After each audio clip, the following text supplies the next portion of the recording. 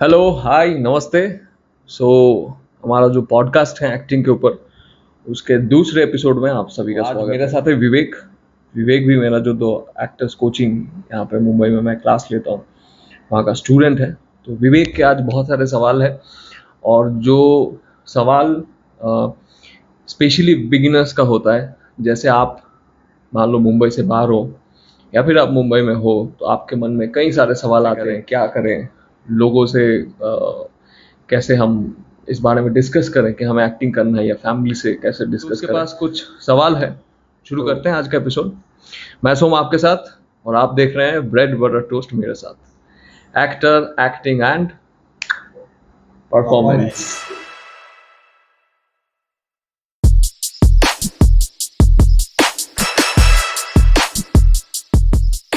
पहला सवाल सुनते हैं, बताओ।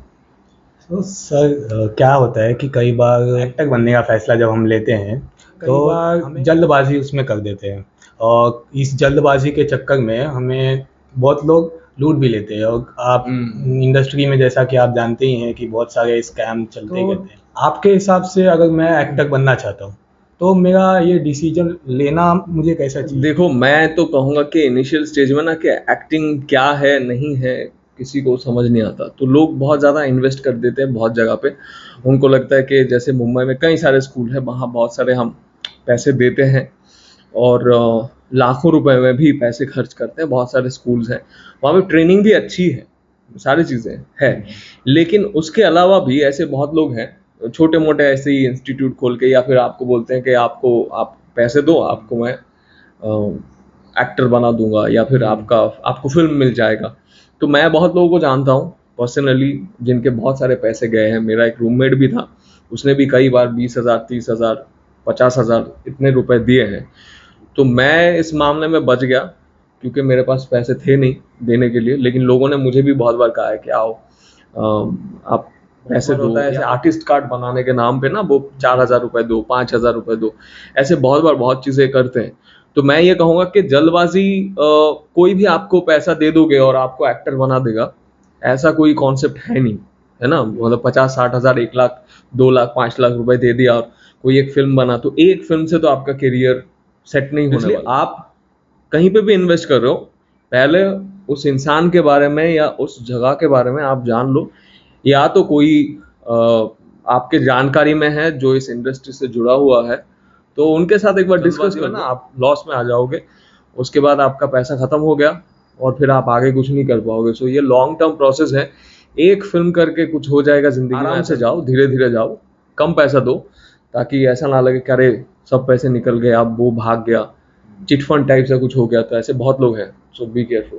ओके, तो अगला क्वेश्चन है कि अगर जैसे मैंने अभी डिसीजन ले लिया कि मैं एक्टर बनना चाहता हूँ, तो इस हर एक चीज का एक प्रोसेस होता है। तो एक्टिंग सीखने का प्रोसेस कैसा होगा?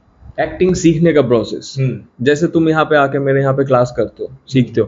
देखो, एक्टिंग ऐसी चीज है जो सिखाने वाले लोग भी बहुत कम है ना, जिन्होंने प्रॉपर ट्रेनिंग लिया है, वैसे सिखाने वाले लोग कम है।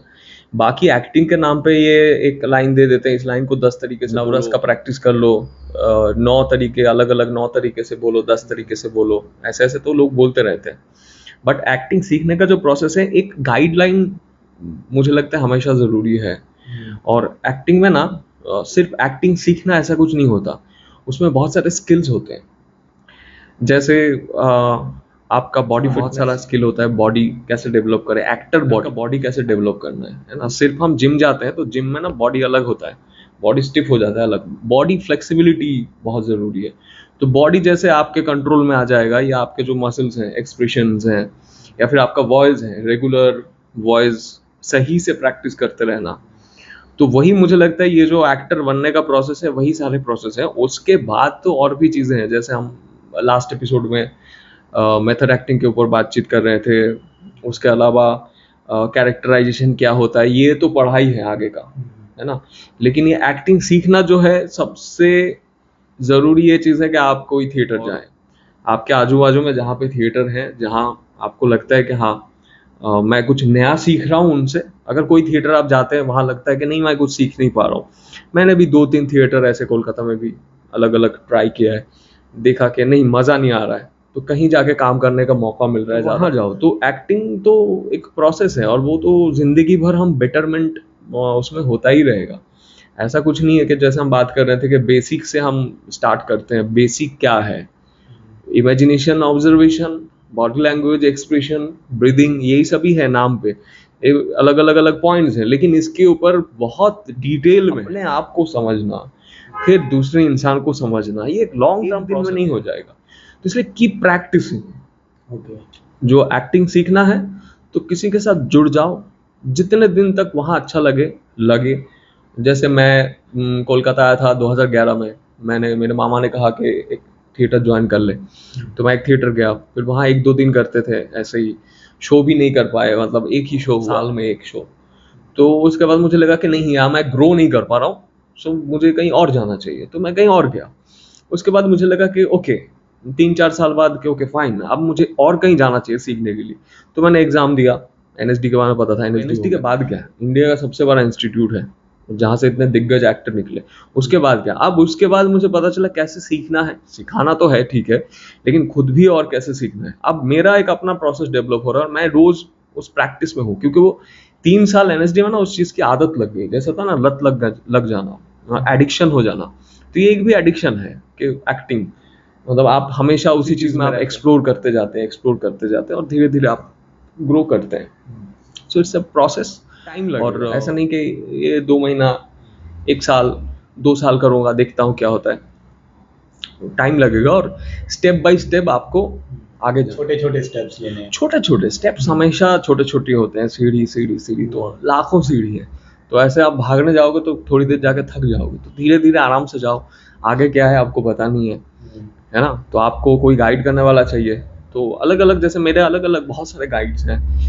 मेरे शुरू के थिएटर जहाँ करता था वो सर हैं, उसके बाद और एक सर हैं। एनएसडी में इतने सारे सर मिले, मेरे सर हैं जिनके साथ मैं जुड़ा हुआ हूँ। अब मैं तो खुद ही गाइड बन गया हूँ, लेकिन फिर भी मुझे जब ज़रूरत होती है, लगता है, तो मैं अभी देखो फिल्म देखता हूँ, किताबें पढ़ता हूँ, कोई सर हैं उनसे कभी बहुत फंस जाऊँ तो डिस्कस कर लेता हूँ। तो बहुत छोटे छोटे स्टेप्स ही हैं और टाइम देना पड़ेगा, मतलब उसके अलावा और कोई रास्ता है नहीं। There is no shortcut. कई बार क्योंकि लोग सोचते हैं कि मतलब मैं अभी आऊँगा और डायरेक्ट ही मुझे काम मिल जाएगा और मतलब और मेरा करियर रातों रात में बन जाएगा, ऐसा सोचने लग जाते हैं। ऐसा बिल्कुल नहीं होता है। होता किसी के लिए होता होगा जिनके पास शायद बहुत सारे पब्लिक रिलेशन, तो वही मकसद होता है कि हमें फिल्म करना है, फिल्म करके हमें नाम कमाना है, वही होता है मेनली मकसद। थिएटर इज, वहाँ से हम जाते हैं, फिल्म की राह देखते हैं, फिल्म करेंगे। लेकिन जैसे ही आपके पास कोई भी कांटेक्ट नहीं होता, आपके पास पैसे नहीं होते, सो बहुत सारी मुसीबतें हैं, तो वहाँ तब आपको टाइम लगता है। अदरवाइज आपके पास हाँ बहुत सारे पैसे हैं, मैं दिल्ली से मुंबई आ रहा हूँ, मैं गाड़ी में घूमता हूँ, इधर भी एक ऑडी खरीद लिया, एक BMW भी गैराज में पड़ा हुआ है, मेरे बहुत सारे कॉन्टैक्ट्स हैं, मैं बहुत लोगों को जानता हूँ, मैं जा रहा हूँ, मिल रहा हूँ, कर रहा हूँ, तो फिर वो अलग बात है। मैं जो बताता हूँ वो उनके लिए है जिनके पास कोई और ऑप्शन नहीं है सीखने के अलावा, क्योंकि पब्लिक रिलेशन, पैसा और परफॉर्मेंस, ये 3 P है, P3 हाँ P3। तो पब्लिक रिलेशन नहीं है तो मुश्किल है, पैसा नहीं है तो मुश्किल है, अब परफॉर्मेंस पे ध्यान देना पड़ेगा। जैसे कि मैं दे रहा हूँ, तो मुझे इसलिए बहुत टाइम हो गया, लेकिन मैंने एक्सप्लोर भी बहुत किया है, और जिसके लिए आज मैं बता पा रहा हूँ सबको कि देखो ये रास्ता है, जल्दबाजी मत करना, है ना। सो अपना बैकग्राउंड देख लो, उस हिसाब से अपना तैयारी करो। ओवरऑल मतलब कि आप कहना चाहते हैं प्लान करें और उसके बाद छोटे छोटे स्टेप्स के जरिए हम स्टार्ट करें अपना करियर। हाँ बिल्कुल, छोटे छोटे स्टेप्स ही हैं, करियर स्टार्ट करें। करियर स्टार्ट ऑलरेडी देखो बहुत लोग जो देखते हैं उनको तो उन्होंने करियर स्टार्ट कर ही दिया। अभी वो मान लो मैं जैसे कोलकाता से 100 किलोमीटर दूर रहता था, अब मैं कैसे कैसे प्लान करते करते आया, तो उसके लिए मुझे टाइम देना, वहाँ से कोलकाता, फिर 5 साल, फिर दिल्ली में 3 साल, फिर मुंबई में अभी 3 साल होने वाला है, तो 5 3 8 और 3 11 हो ही गया। उसके पहले सपना देखना चालू हुआ था, जब मैं फिल्म देखने जाता था, जिम जाऊंगा, बॉडी बनाऊंगा, हीरो बनूंगा।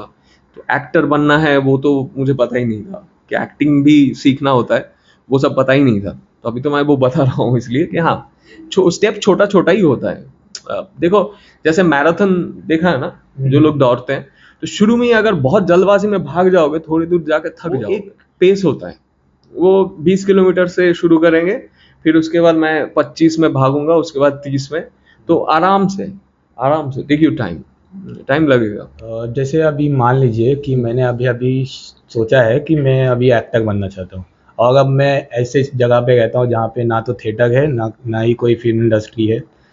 तो अगर मैं मुंबई आना चाहता हूँ, तो इसकी प्लानिंग कैसी होनी चाहिए, या फिर मुझे डायरेक्ट ही आ जाना चाहिए मुंबई? नहीं, मुझे लगता है कि डायरेक्टली मुंबई नहीं आना चाहिए, क्योंकि मुंबई में आके ना डायरेक्टली मुंबई आना मुश्किल हो जाता है, क्योंकि फिर आप कुछ नहीं जानते, और मुंबई जैसे शहर में कंपटीशन इतना है, वहाँ पे अगर आपके पास पैसों का उतना आपके पास संसाधन नहीं है, या फिर पैसे नहीं है उतने, तो आप यहाँ पे कुछ छोटा मोटा जॉब कर लूंगा, ऐसे ही कर लूंगा, वो नहीं होता है। एक वक्त के बाद मुश्किल हो जाता है। तो मैं कहूँगा कि जो लोग आ गए हैं, अच्छी बात है, वो तो लेकिन फिर भी मैं सजेस्ट करूंगा कि एक एक्सपीरियंस लेके आना चाहिए, क्योंकि 2-2.5 साल जब गुजर जाएगा ना, उसके बाद चीजें बदलने लगती है। और मैं तो एनएसडी पास की बैचमेट्स हैं, तो मैं सभी को देख रहा हूँ, मेरे सीनियर्स को देख रहा हूँ स्टिल। और तो मैं कहूँगा कि मुझे हेल्प बहुत कर रहा है कोलकाता का एक्सपीरियंस। तो एक हम कहीं से और थोड़ा एक्सपीरियंस लेके आए, आई विल सजेस्ट दैट कहीं से एक्सपीरियंस लेके मैं आऊँ। अब जिनको लगता है कि मुंबई आके एफोर्ड कर सकता हूँ, रह सकता हूँ, सीखूंगा, वो आ सकते हैं। लेकिन जिनके पास कुछ नहीं है, ऐसे ही झोला उठा के चल दिए, वो मुश्किल हो जाता है। काफ़ी मुसीबतें हैं। तो मैं कहूँगा कि कहीं से आप थोड़ा सीखो, पहले जानो चीज़ें क्या है। और मैं तो जैसे इंटरनेट पे और भी चैनल्स हैं अभी यूट्यूब में, सभी इंफॉर्मेशन देते हैं। अभी तो चीज़ें बहुत ओपन अप हो गया है चीज़ों में, बट स्टिल मेरे लिए हेल्पफुल रहा कोलकाता का एक्सपीरियंस। तो मुंबई में आके चीज़ों के लिए मुझे समझता पहले से कि ये हो सकता है, तो चीज़ों को थोड़ा सेटल करना ज़रूरी है।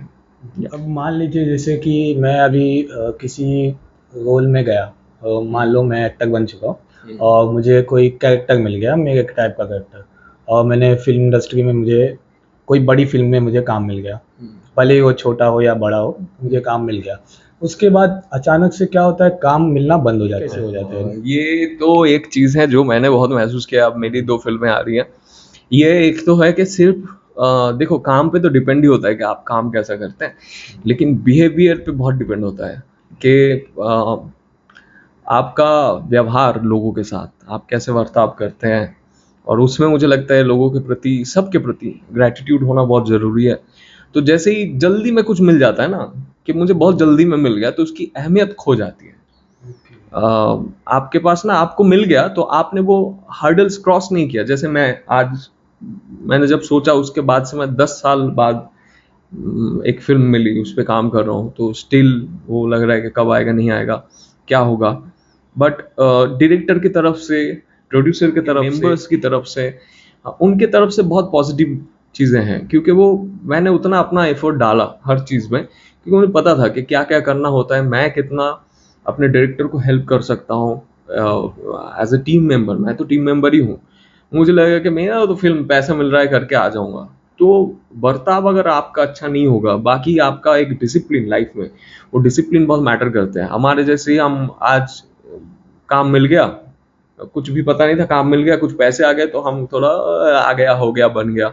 तो वो जो एटीट्यूड होता है, हम सब कुछ छोड़ छाड़ देते हैं, जो फोकस है वो हिल जाता है। बहुत बड़ा एक रीज़न है।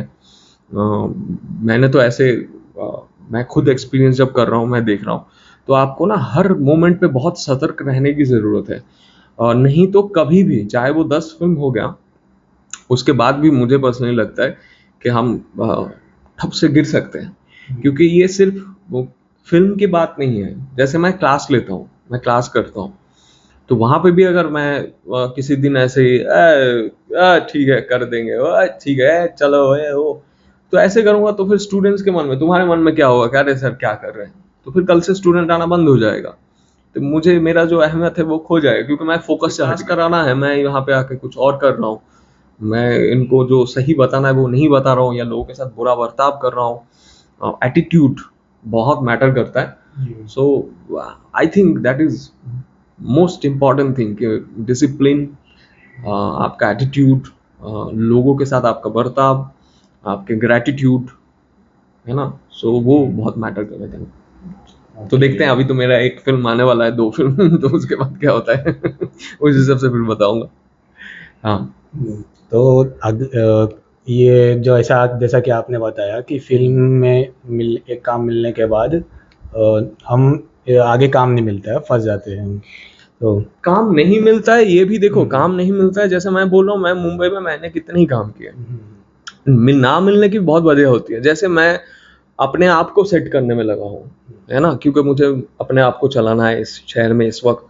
अब मैं बाहर जाके बहुत लोगों से मिलूं, वो भी नहीं हो रहा है मुझसे।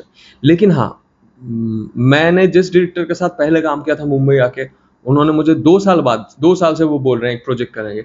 अब आपके जैसा कैरेक्टर भी तो आपको मिलना चाहिए, है ना। तो फिर कोई आपको बोलेगा अरे वो लड़का है, उसको अच्छा लड़का है, उसको लो। तो मैंने उनके साथ प्रोजेक्ट किया, बंगाली फिल्म कर रहा हूँ, बेनेगल सर के साथ फिल्म कर रहा हूँ, तो वहाँ पे भी लोगों से मिला।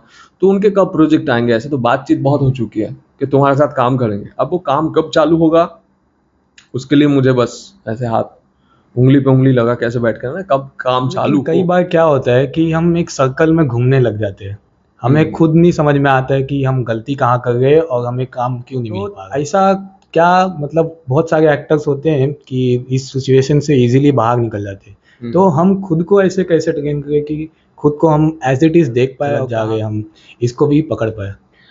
उसके लिए वही तो किसी के गाइडेंस में होना जरूरी है। जैसे तुम क्लास में कोई गलती करते हो तो मैं बताता हूँ कि ये गलत हो रहा है। अब मुझे तो बताने वाला भी कोई नहीं है, लेकिन मैंने इतना सीखा है, चीज़ों को देखा है कि मुझे पता है कि मैं ज़िंदगी में मेरा फोकस हट रहा है। मुझे पता चल जाना मेरे लिए बहुत ज़रूरी है कि मेरा फोकस हट रहा है। फोकस हट रहा है, क्यों हट रहा है ना। अगर मेरा सर दर्द हो रहा है तो सर दर्द के लिए दवा लेना ज़रूरी है। अगर पेट दर्द हो रहा है, दवा लेना ज़रूरी है। अगर छत से पानी टपक रहा है तो छत पे रिपेयर करवाना ज़रूरी है। तो अगर वो किसी को नहीं समझ आ रहा है तो फिर मैं क्या बोल सकता हूँ उनको, क्योंकि सेल्फ रियलाइजेशन तो बहुत ज़रूरी है। और ये शुरू में जो फंसने की बात फंसना, वो जायज़ सी बात है, क्योंकि शुरू में हमें तो चीज़ों के बारे में डिटेल में नहीं पता होता है, और लैक ऑफ नॉलेज भी होता है, लैक ऑफ कॉन्फिडेंस भी होता है, तो इसलिए हम शुरू में एक फंसे रहते हैं। तो मैं भी बहुत बार बहुत जगह फंसा रहा, उससे ओवरकम करके बाहर आया। अभी भी बहुत जगह फंसता हूँ, लेकिन वही है, आपको ultimate what is your goal, that really matter. Goal क्या है, आप क्या बनना चाहते हैं, और आप कहाँ से आ रहे हैं, और आप क्या क्या करते आ रहे हैं, आगे आपको क्या करना है, ये सारी चीज़ों से आपको हटना नहीं है ना। अगर आपको जाना था, कहीं जाना था, आप बीच में कुछ और दिखे तो आप उस तरफ चले गए, नो, क्योंकि बहुत सारे ऐसी चीज़ें आपके सामने आती हैं, और इंडस्ट्री ऐसी है, पैसे पॉकेट में आए ना तो फिर बहुत सारी चीज़ें होती हैं उसमें। तो धीरे धीरे कम कम करके पैसा आना ही अच्छा है। एकदम से जब से आ जाए तो फिर हम भटकने लगते हैं। और जैसे तुम कह रहे हो कि एकदम नए एक्टर्स जो फंस जाते हैं, तो उनको मैं कहूँगा कीप प्रैक्टिसिंग, और अच्छे गाइडेंस के अंदर प्रैक्टिस करेंगे तो हम उस चीज़ से निकल सकते हैं। उसमें तो प्रॉब्लम उतना नहीं है, सीखते रहेंगे तो निकलेंगे, ज़रूर निकलेंगे। निकलने के लिए वो रास्ता ढूंढना ज़रूरी है, पढ़ाई करना ज़रूरी है, प्रैक्टिस में रहना ज़रूरी है। थैंक यू सो मच, ये आप टाइम देने के लिए, और क्वेश्चन आंसर के लिए सारे कन्फ्यूजन क्लियर हुए। और अगर साथ में ऐसा कोई होता है क्वेश्चन आंसर क्लियर करने के लिए, तो बहुत ही ज़्यादा अच्छी बात है कि ऐसे शांति से बैठ के क्वेश्चन आंसर कर सके। तो आपका इंस्टीट्यूट ज्वाइन करने पे तो मेरे को बहुत ज़्यादा फ़ायदा हो ही गया है। तो थैंक यू सो मच आपका। ओके, थैंक यू विवेक। सो कैसा लगा एपिसोड, नीचे कमेंट बॉक्स में बताइएगा। और आपका भी कोई सवाल है तो, जैसे मेरे और भी स्टूडेंट्स हैं, तो हर दिन हर कोई नए एस्पायरिंग एक्टर्स मिलते जाएंगे, उनके साथ हम सवाल जवाब करेंगे, और जो उनके सवाल हैं उसका जवाब मेरे पास जो है मैं देता रहूँगा। बाकी मेरा इंस्टा आईडी है somdeside, SOMTHISSID, वहाँ भी आप मुझसे कनेक्ट कर सकते हैं। मिलते हैं बहुत जल्द, टेक केयर, बाय।